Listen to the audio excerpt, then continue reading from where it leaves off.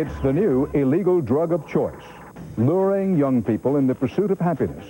Tonight, a special 48 Hours MTV investigation. Ecstasy. There are feelings of euphoria, total happiness with the world. But there is a dark side. Katie was a little girl with big dreams. At 16, this pill changed everything. I've never heard of anyone getting hurt by ecstasy. It led her to cocaine, crack, heroin. Every day was a nightmare. Peter Van Sant reports. We knew we were going to lose her. Sherry was 19, in school, working at Disney World. Troy Roberts has the disturbing story of how she died. You have to beware, because it just takes one pill. And MTV's John Norris looks at the controversial program aimed at delivering pure ecstasy. Could it have saved Sherry's life? Now law enforcement has said enough. Harold Dow is on the front lines of an aggressive new crackdown on the drug.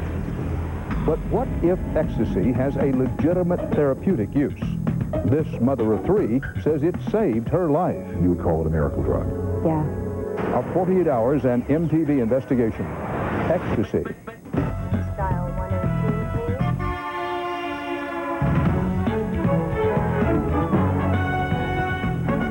please. I'm Dan Rather, and this is 48 Hours.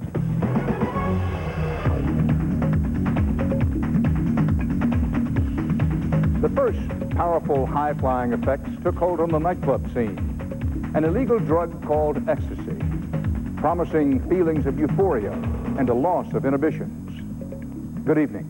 It is increasingly the drug of choice among young people, defying an otherwise downward trend in overall drug use, a fact underscored in new figures just out this week. But what is alarming to the authorities is the expanding reach of ecstasy across this country. And while most users believe that it poses little or no risk, there's been a rising number of ecstasy-related deaths. As a result, law enforcement is cracking down with stiff penalties. At this particular club, Webster Hall in New York City, there is a zero-tolerance policy against drugs. Tonight, we'll investigate the growing controversy in a report produced in partnership with the MTV network. Is ecstasy a harmless escape or a dangerous trap? Here's Harold Dow. I'm feeling great. It's a Saturday night get-together at a place we have promised not to reveal. Techno music provides the beat. But this little pill makes the party. We all want to feel great for a couple hours. That's why we do it. The deed is done. It's called ecstasy because users say that's exactly what they feel. There are feelings of euphoria, total happiness with the world. Scott is an engineer. You know, I never taken drugs as an escape. That's why I never chose to do them before. And I realized that ecstasy really helped you explore yourself. It's helped me become more secure in who I am. Scott's girlfriend, Jen, works in healthcare. Like right now, I'm just starting to feel my pill come on. I'm really happy. They say ecstasy is good, clean fun. A drug that makes them more compassionate. It really increases your tolerance for other people and things. More insightful. It helps me like learn more and more about what makes me tick. It feels you feel warm all over. You get like Stimulated. Your body's like tingling. Yeah, it's like an hour-long orgasm. This little pill is fueling a whole new subculture. This video was shot by an undercover cop at a rave in Miami. You can see by her eyes that it's really hitting her hard. This is, right here, is all part of being under the influence of MDMA or blowing up. MDMA is the chemical name for ecstasy. You can see she has a painter's mask on. They fill it with the Vicks inhalants and put it on their face. They're breathing in the Vicks inhalants, intensifying the high of MDMA. You take it, and you like stick it on your face, and you just walk around and you breathe, and it feels really good. Ecstasy causes the jaw to clench. Your mouth gets really Dry. stimulated, and you want to be moving your jaw. So users suck on lollipops or even baby pacifiers. The high makes the body super sensitive. why you're under influence. You go up there, you get a massage. Again, it's all part to intensify the high of ecstasy. Ecstasy works by flooding the brain with serotonin, a chemical which regulates mood and memory. It also heightens perception of color and light. They have the glow sticks surrounding him, and what they'll do is take turns at this. But that rush of serotonin can be dangerous, causing the body to dehydrate and overheat. Users have to drink a lot of water. But when the high wears off, the ability to produce serotonin may be impaired, causing potential long-term brain damage. This is not a benign fun drug. This isn't just having a good time. This is taking a risk. Dr. Alan Leshner has tracked ecstasy's growing popularity as head of the National Institute on Drug Abuse, and he's alarmed. There's no question that for some people, even a single use of ecstasy is going to be extremely dangerous, and you can't know whether that person is you. There's a search warrant! That's why in the war on drugs, law enforcement has opened a new front against ecstasy. Here in Tallahassee, Florida, Sergeant Linda Butler is part of a new ecstasy task force. There's a lot of students that are very well educated and come from excellent backgrounds that are getting involved in this drug. Good, looks good. They made the exchange. The arrest team is moving in now. We followed the task force during its first 48 hours of operation as it cracked down on the popular drug in this college town. And the weapons done sharp on you? No.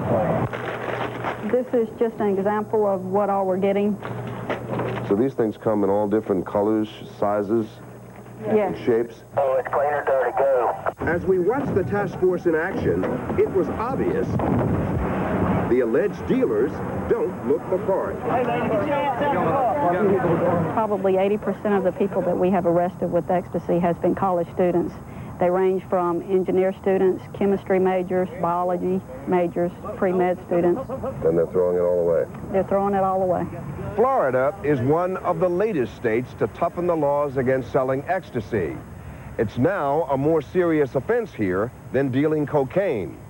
Even a handful of pills can mean hard time in state prison. Let's say a college student saw one of your undercover officers. 30 of these pills, what we see right here. How much would that person be looking at as far as jail time? They are looking at 34.5 months minimum mandatory in a state prison. And this is a first-time offender? That's a first-time offender with no criminal history. That's shocking news to this alleged dealer named Ari, a college honors student and finance major. I'm a kid, an average American student who got caught up in a bad situation because of bad decision making. I'm just somebody who made a mistake. What will happen to Ari? Will this handful of ecstasy pills send him to prison? That's later on 48 Hours. Also ahead, Katie was a rising star. I had everything, you know, people treating me like I was so special and... Then ecstasy took control. As long as I was high, that's all I cared about. The stakes for Katie are as high as they come. We knew we were going to lose her. Next.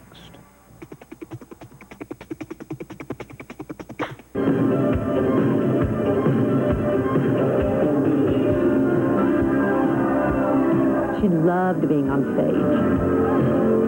She loved being in the limelight. And she wanted to be perfect at it, you know, whatever she did. Once upon a time, Katie Stevenson was a little girl with big dreams. I was pretty much just an all-American girl, you know. I was really into school, was on the honor roll. I was a cheerleader, involved in student government, and dancing. I loved to dance. I just had a lot of goals, and I wasn't going to let anything hold me back. She was the perfect daughter, and she was so loving and caring and attentive. Gene Stevenson, her father, was a prominent judge in Orlando, Florida. Her mother, Grace, stayed home to raise Katie and her 3 sisters. She was just driven. I thought she was going to always be this child, you know, that I would never have to worry about anything. By age 14, Katie's dancing had made her a local celebrity. And then, became Star Search. Please welcome Hot Mix. Now, Katie was competing in front of an audience of millions. I just loved the attention. I loved it. It was a high for me. 8 competitions later, She knew they were going to win. Katie's dance troupe walked off with the $100,000 grand prize. It was just awesome, you know? Like, I felt like I had everything, you know? The dreams coming true, people treating me like I was so special, and I really never thought it would end. But for Katie, it did end. She had to come back and have school. She turned back into a 10th grader, while the older girls in the troupe went on the road. She was just devastated that I wouldn't let her go. That was a big part of my life, and then it was gone. Soon, she began looking for a new kind of high. First, by drinking. I was just thinking, gosh, you know, why not have fun? Everybody's doing it. And then, with the little pill that changed everything. The first time I used ecstasy, I was 16. I had gone out to a club with a group of friends, and when I took it, I loved it. It's just this full body buzz. Like, I just remember feeling like very connected with everybody else. As with many ecstasy users, when the high wore off, Katie plunged into depression. I would go home, and if I didn't have more drugs, then I would be so depressed. I would just lay in my bed and just lay there for like 2 to 3 days. Like, I have no motivation to do anything. I did not realize that there was any problem. Then, one night, they realized their shooting star was falling fast. It was the night we came home and the ambulance was there because she had overdosed. Katie had swallowed every pill in her parents' medicine cabinet. And I left my parents a suicide note. I don't think a parent could ever experience something much worse. Katie's parents tried to get her help, but Katie didn't want counseling. She wanted ecstasy. I always would tell myself, you know, as long as I'm not doing cocaine or heroin, then I'm okay, you know, because I'd never heard of anyone getting hurt by ecstasy. But soon, ecstasy wasn't enough. It was a gateway drug for me. A gateway that led her to a dozen other drugs, including cocaine, crack, and then heroin. Getting high had become like a full-time job for me. And if there was like no way for me to get it, like, I didn't want to live. A life full of homework, cheerleading, and dancing. I didn't care about any of that stuff anymore. Became a blur of car wrecks, jail cells, and detox centers. As long as I was high, that's all I cared about. Did you think she was going to die? Absolutely. We knew we were going to lose her. Because her father was a judge, Katie's parents realized if they couldn't save her, maybe the law could. My mom called the cops on me. She had drugs on her, and so we had her arrested with a felony. I just knew that was the only way. I had to have her locked up. Katie spent 30 days in jail. But this time, she wasn't allowed to go right back home. Instead, she moved into this treatment center, the Lisa Merlin House. This is my old room. A year later, this overachiever finally achieved something her parents had come to believe was impossible. What did this facility do for you? Basically gave me my life back. Yeah, she's back. It's so nice. Katie's been clean for a year and a half now. You know, I'm taking my dance classes again, and now I go just to enjoy it and just to have fun. But she's done damage that may never completely heal.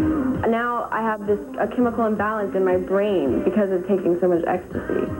You know, my serotonin level has been depleted. I don't get happy like normal people anymore. So I have to take antidepressants for that. It's gonna be May.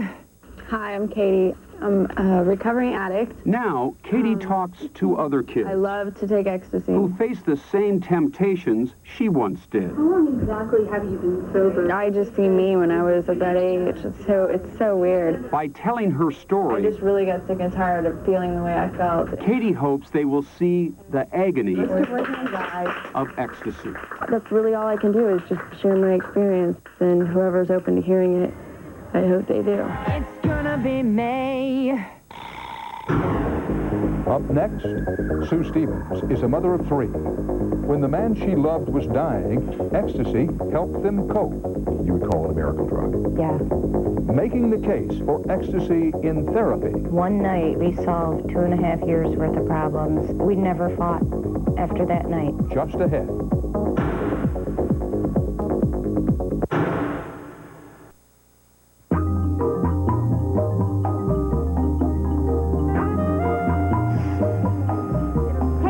We should get that one. That one's the biggest. Of all the people you might imagine using the drug ecstasy, Colorful one. The colorful one. Sue Stevens is one of the least likely. A single mother from Grand Rapids, Michigan, holding down a full-time job with an airline, trying to make ends meet.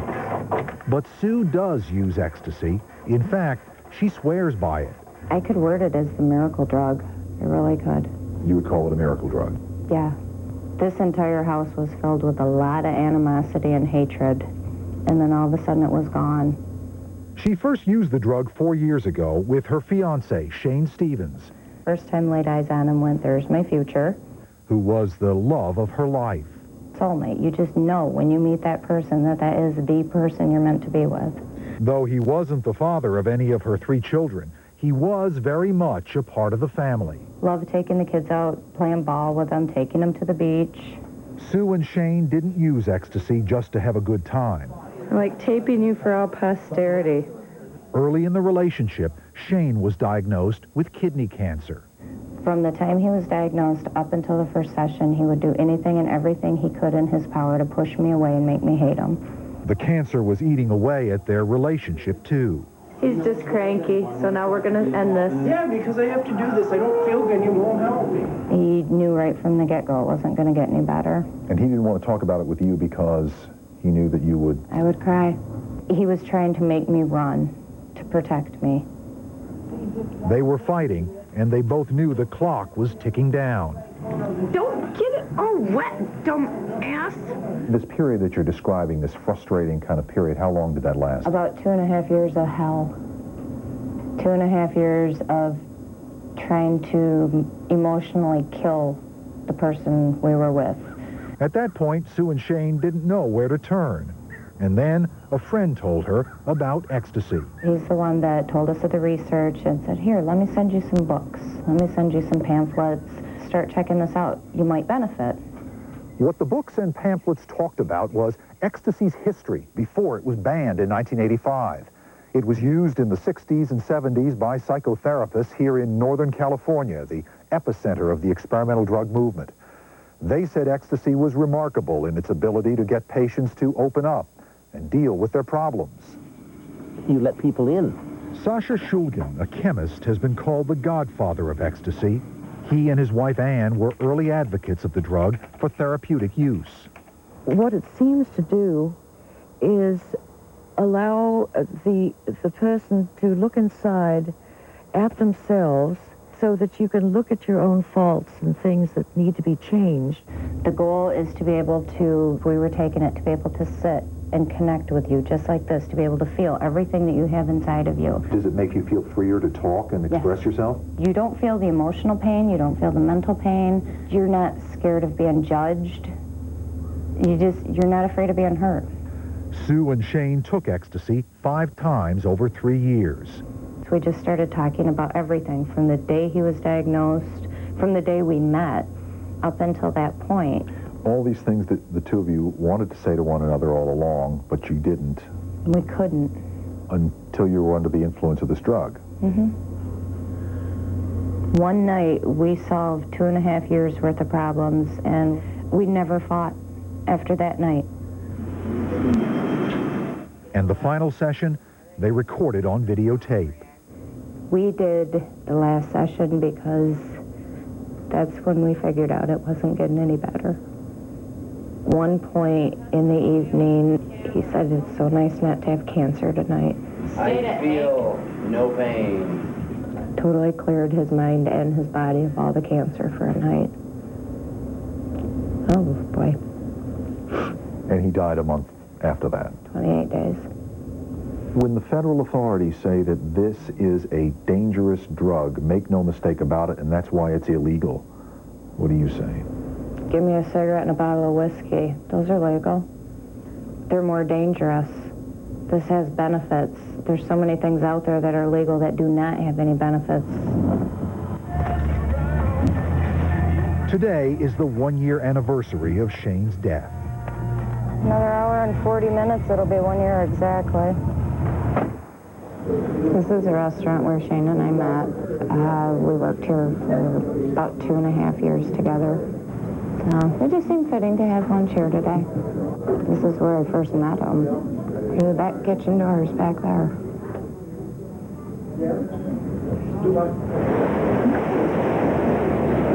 Sue is still struggling with Shane's memory. A couple weeks ago on the way to work, I started crying so hard I had to pull off to the side of the road, couldn't catch my breath. Pretty much wanted to die all over again. So once again, Sue is turning to ecstasy to deal with her pain. Do you think this drug should be legalized? I think it should be legalized for people to be able to use therapeutically. She's about to leave for a secret location in California to see an underground therapist who will treat her with the illegal drug. How important is it for you to take this trip and go through these sessions? I didn't want to go on anymore, and I can't keep living like that. Later on 48 Hours, Bottoms up. why Sue Stevens is so willing to break the law. What do you want today? Be happy.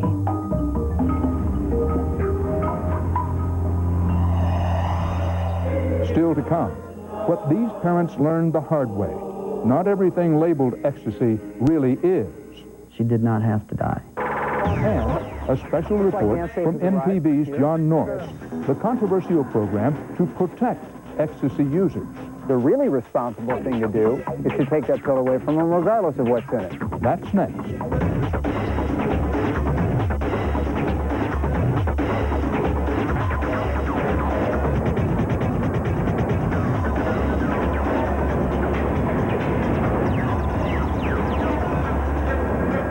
The feel-good effects of ecstasy experienced by a rising number of users are not being lost on the suppliers. Most of the drug is made in Europe, especially the Netherlands. Most of it is coming into this country through airports in Florida and New Jersey. In just 1 year, the amount of ecstasy seized by federal authorities quadrupled, costing pennies to make but selling for at least $20 a pill. This illegal trade is becoming so profitable, authorities say it's giving rise to another risky business, new and dangerous copycat drugs, falling into the hands of unsuspecting ecstasy users. 48 Hours' Troy Roberts and MTV's John Norris team up to investigate a controversial program aimed at delivering nothing but pure ecstasy. Our Lord God, thou hast made the heaven. A beautiful Sunday. A beautiful service. But for Debbie and Rodney Rich, Sunday mornings are still just too painful. It's so very hard. It's hard for me to believe it, that she won't just walk through the door. In Jesus' name, amen. Amen. On another Sunday morning, just a few months ago, police told them their daughter Sherry was dead from a drug overdose. They said, we suspect ecstasy.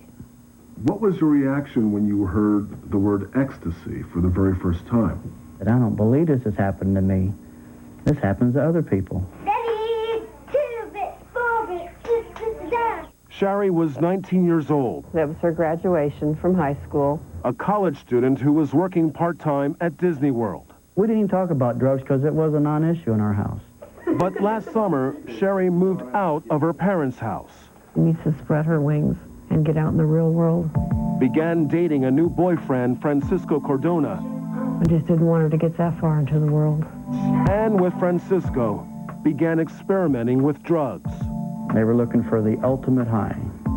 That was his exact words. And that's how it started.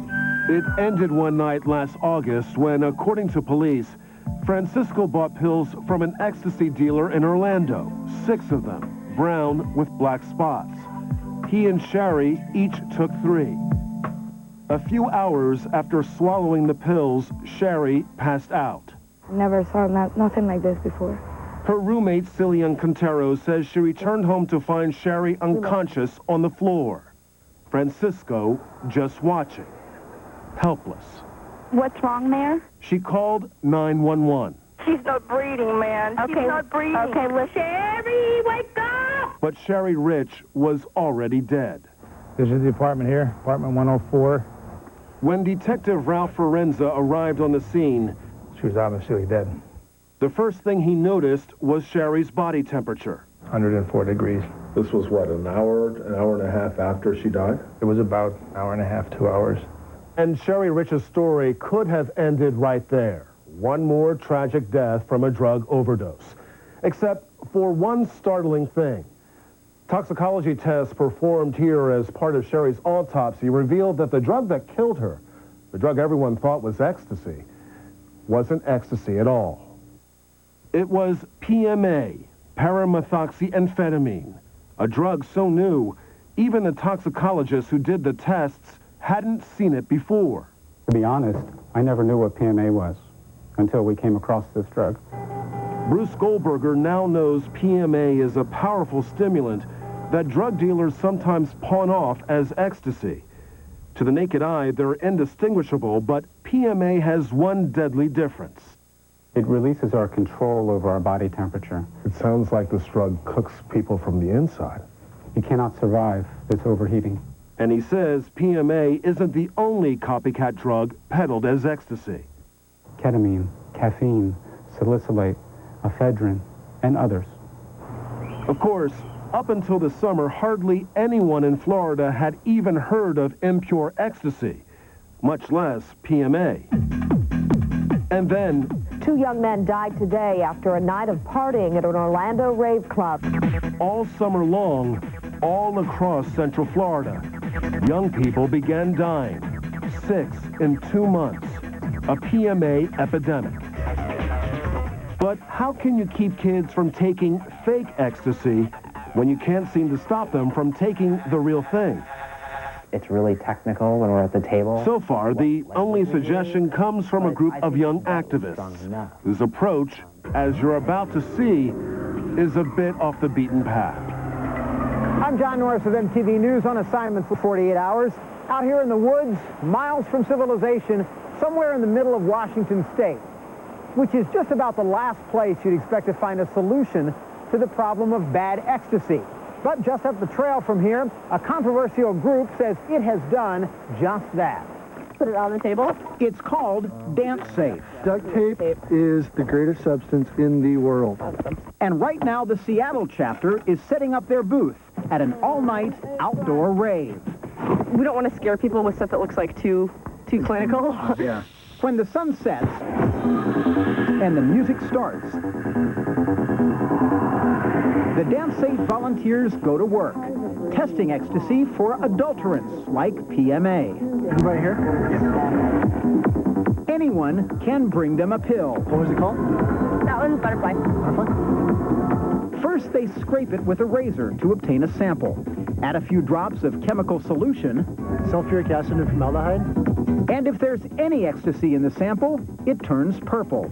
That's a positive reaction. Oh, wow. Other drugs turn different colors. Most, including PMA, don't change color at all. But whatever the result, and this is the controversial part, Dance Safe returns the pill to the user. You know, there are people who would say the really responsible thing to do is to take that pill away from them regardless of what's in it. Right. Not at all. Okay, they come to the table, they go, can you test this? And they go, nope. And you take it and you put it in your pocket or you throw it away. They then pull another 20 out of their pocket, go buy another pill and take it. Doesn't help a thing. We're not trying to make drug use safer. We are making drug use safer. Emmanuel Sefarius founded Dance Safe. Now he oversees 13 chapters across the country. If Sherry Rich had had access to one of our testing kits, she would still be alive today. Now, Sefarius insists he's not encouraging ecstasy use. They know that but just listen to him lecture. Everybody, practically, who does it, enjoys it. Or visit his Dance Safe website, and you'll see it's a very fine line. I do have one quote from the website. It says the following: by all indications, If used moderately and responsibly, MDMA seems far less dangerous than most recreational drugs, especially the two legal ones, alcohol and tobacco. Now, how is that not advocacy? Oh, well, it's not advocacy at all. It's simply telling the truth about a substance. We respect the ability of teenagers to make their own decisions, and we have seen results. Case in point, Michael, who we met at a rave in Buffalo, ecstasy in hand. It's got some sort of speckle in it. And that's got him worried, because it sounds suspiciously like the PMA that killed Sherry Rich. Good news for Michael, Dance Safe's Buffalo chapter is set up inside. And it tested positive for an MDMA-like substance, so that means there is some real ecstasy in it. But Michael's still not convinced, and he's not taking that pill. Of course, for every Michael, there's a kid like 19-year-old Jenny. She asked us not to show her face. Keep watching, and you'll see why. Her pill tests negative for ecstasy, but shows signs of containing the powerful amphetamine known as speed. There could be other substances in there as well, but it did detect speed. Let's just say Jenny takes the news in stride. How can I take it anyways? What the hell? And a few minutes later, that's exactly what she does. Swallows her pill, whatever it is, and disappears into the crowd. For the record, we heard from Jenny the next day. She's okay, as was everyone at that rave. Proof, Dance Safe says, that their test saves lives. But back here in Florida, at least one toxicology expert wishes that Dance Safe would leave drug testing to the professionals. This is a pill that's orange in color. When he tests a pill, Clean utensils, clean dish, clean tweezers. Bruce Goldberger does it in a completely sterile environment. Dance Safe, it almost goes without saying, does not. Are the Dance Safe tests reliable? No. People in my laboratory have degrees in this field, master's degrees or PhD degrees in chemistry. Of course, for Debbie and Rodney Rich, the lesson they want kids to learn requires no degree at all. Kids need to know, even if you think you're on the right track and your whole life is planned out ahead of you, that you have to beware. Because it just takes one pill and it's over.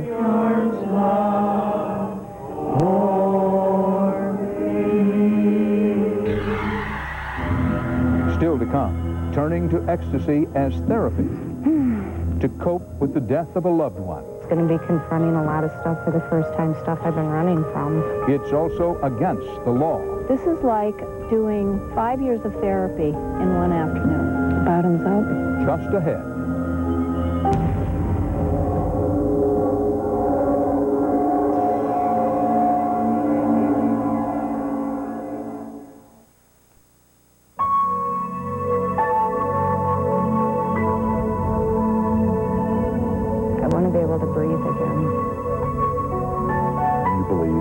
That what you're about to do is going to help?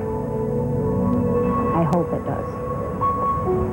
There's no guarantees, but I hope it does. Sue Stevens, single mother of 3, is on a personal pilgrimage here in Northern California. It's definitely a very peaceful place. 2,000 miles from her home in Grand Rapids, Michigan. It's going to be very painful. It's going to be confronting a lot of stuff for the first time, stuff I've been running from. And the drug ecstasy, she believes, is going to help her confront the grief she's felt for the past year since the death of her fiancé, Shane. What kind of effect specifically will this drug have on her? Ecstasy is about opening the heart. This unlicensed therapist, operating secretly in a remote area, will treat Sue with ecstasy over the next 2 days. What can the ecstasy do that conventional therapy can't?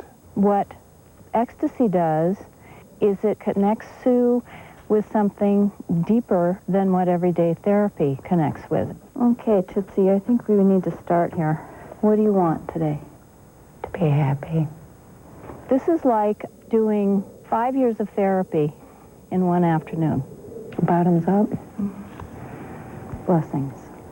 Sue takes the drug, dissolved in some juice.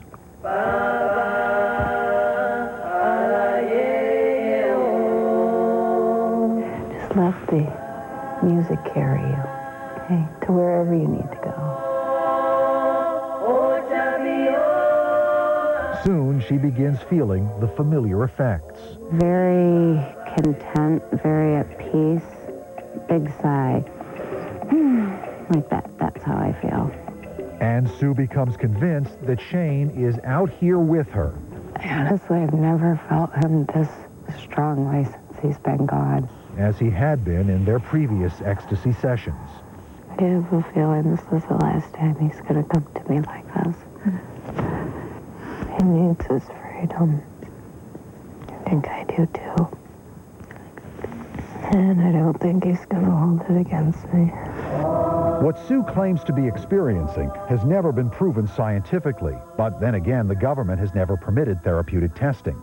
And some would suggest that Sue is feeling at peace because the drug is affecting her levels of serotonin, the same chemical targeted by antidepressants, like Prozac. I've been so caught up with everything going on with him, not wanting to let go. It's been holding me there. It's where I actually know it was right to let him go. By early afternoon, Sue is done, ready to head back home. I achieved everything that I had hoped to achieve, the beginnings of it.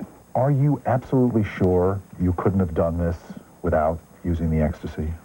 I'm positive, because it helped me open up inside of me and listen to what I found. Not only see everything that was inside of me, but to actually hear it, feel it, and know what was right. But do you worry that people will see you using this and extolling its virtues and think it's okay when it may not be okay? If it's done safely, if it's done correctly, why isn't it okay? Even for kids at a party. You have to be responsible. You have to know what you're doing or be with someone that knows what they're doing. Do you think you'll be using this drug again in the future? I know I will. Coming up, Ari had it all. College, honors, he even tutored kids. Good job. You got this. But he made a big mistake. Would that be trafficking? Absolutely. It could cost him 3 years in prison and his bright future. I saw my entire life gone. That's next.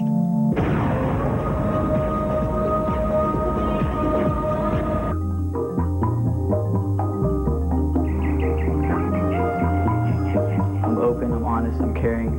Ari Jackson's future should be as bright as he is. I have a 3.7 GPA in the top 1% of my institution.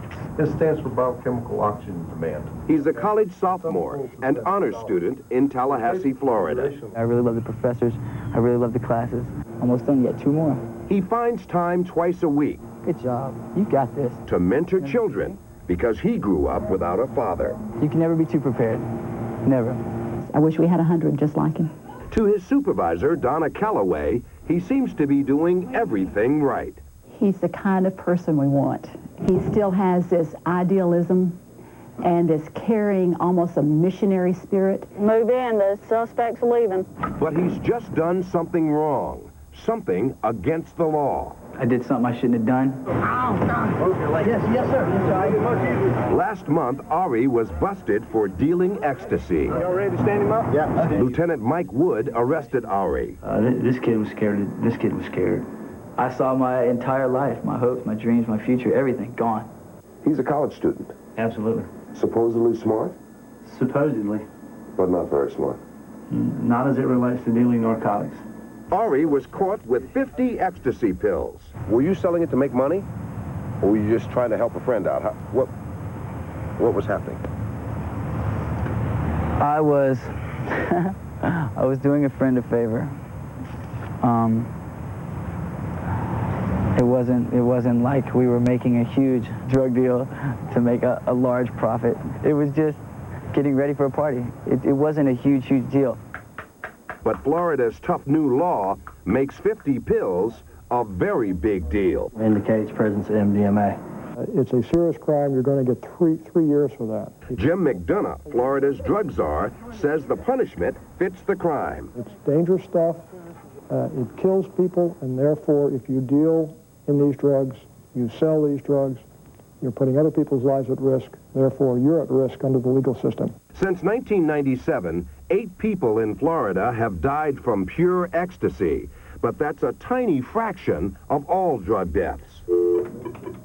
Gary Roberts, Ari's attorney, thinks the government has exaggerated the problem and the punishment. It's effective in getting certain people off the street, but the question is, what does it do to them? And most of them become more bitter and more hard. Ignorance is no excuse for the law. Don't get me wrong. I'm not trying to carry a crutch. I'm not trying to blame it on anyone else except myself. But there's a better way to teach the lesson than to ruin someone's life. The officer who arrested Ari sees the dilemma. What do you think should happen to these students? Well, that's a tough question. They have bright futures. On the flip side of that is kids are dying as a result of taking these narcotics. For Ari, the harshest punishment may be the fact that he failed those who believed in him. That was the worst. That was the worst of all, knowing that I've let them down. Because he cooperated with police, this week Ari was charged with a lesser drug offense, possession, not trafficking, but he could still serve time. Within the past year, the first research has been published indicating that chronic use of ecstasy could impair memory. While not conclusive, these findings have spurred federal officials to mount an educational campaign warning about the dangers. We might never know if ecstasy has any definite therapeutic benefits because it's classified a Scheduled I drug, same as heroin and cocaine. That makes it illegal to dispense, even for controlled scientific studies. For the record, in Florida in recent years, for every death blamed on ecstasy alone, there have been 100 deaths blamed on cocaine. But even so, authorities' fears are growing that ecstasy is fast becoming the next gateway drug, opening the door to further trouble. With the popularity of ecstasy clearly on the rise, this expanding drug war has the look of an uphill fight. Now, for more on the growing presence and potential dangers of ecstasy, watch MTV later. Check your local listings. That's 48 Hours for tonight. Now, here's a preview of our next broadcast.